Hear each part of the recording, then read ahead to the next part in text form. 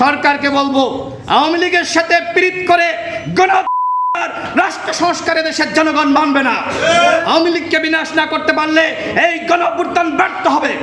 জনগণের আকাঙ্ক্ষার বাইরে গিয়ে আপনারা যদি রাষ্ট্র পরিচালনা করতে চান, তাহলে জনগণ কিন্তু আপনাদেরকে রাষ্ট্র চালাতে দিবে না। র্যাবকে কিভাবে ফাংশনাল করা যায়, আইন শৃঙ্খলা বাহিনীকে কিভাবে ফাংশনাল করা যায়, সেনাবাহিনীকে কিভাবে আরও বেশি ফাংশনাল করা যায়, সেই দায়িত্ব সরকারকে নিতে হবে। আজকে যদি আমরা এদেশের আইন শৃঙ্খলা পরিস্থিতি ঠিক করতে না পারি, তাহলে এই গণঅভ্যুত্থান ব্যর্থ হবে। সুতরাং এই গণঅভ্যুত্থান সফল করার জন্য অবশ্যই আইন শৃঙ্খলা পরিস্থিতি আমাদের ঠিক করতে হবে। আমি সর্বশেষ সরকারকে বলবো, আপনারা গণহত্যা বিচারে খুব বেশি সোচ্চার নয়। এখনো পর্যন্ত আওয়ামী লীগের কতজনকে আপনারা গ্রেপ্তার করেছেন তার তালিকা দিতে পারবেন? এই জুলাই বিপ্লবে আবু সাঈদ হয়েছে, মুগ্ধ শহীদ হয়েছে, হাজারো ছাত্র জনতা শহীদ হয়েছে, যতজন হয়েছে এখনো পর্যন্ত আওয়ামী লীগের যারা মাফিয়া ছিল সরকার অতজনকে গ্রেপ্তার করতে পারে নাই। যতজন আহত হয়েছে, অন্তত একজন আহত বিপরীতে সরকার যদি একজনকে গ্রেপ্তার করত, তাও কিন্তু সংখ্যাটা দাঁড়ায় প্রায় 32,000। আওয়ামী লীগের কি 32,000 আটক হয়েছে বন্ধুগণ?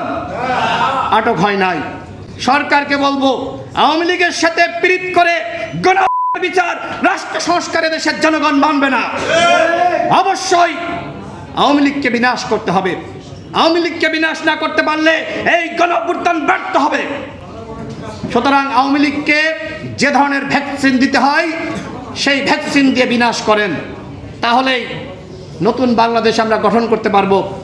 আমাদের ফারুক হাসান বলেছেন যে তরুণদের ভিতরে একতা দরকার। একতা শুধুমাত্র গণ অধিকার পরিষদ চাইলে হবে না, সবাইকে চাইতে হবে। তরুণদের ভিতরে না, আমাদের সবার ভিতরে একতা দরকার। সেইটা শুধু গণ অধিকার পরিষদ চাইলে হবে না, সবাইকে চাইতে হবে। আমি প্রত্যেকটা রাজনৈতিক দলকে সর্বশেষ বলতে চাই, আপনারা ঐক্যের পথে থাকুন, আপনারা সহনশীলতার পথে থাকুন।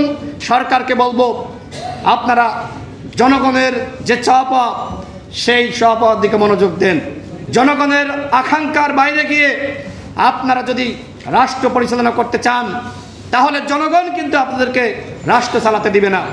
হাসিনা কিন্তু জনগণের আকাঙ্ক্ষার বাইরে গিয়ে রাষ্ট্র চালানোর চেষ্টা করেছিল, জনগণ কিন্তু হাসিনাকে ক্ষমতায় রাখে নাই। আর এই কারণে বলবো, জনগণের যে আকাঙ্ক্ষা, সেই আকাঙ্ক্ষা আপনারা বোঝার জন্য গ্রামগঞ্জে যান, পাড়া মহল্লায় যান। উপদেষ্টারা সচিবালয় থেকে, এসি রুম থেকে বের হতে পারে না।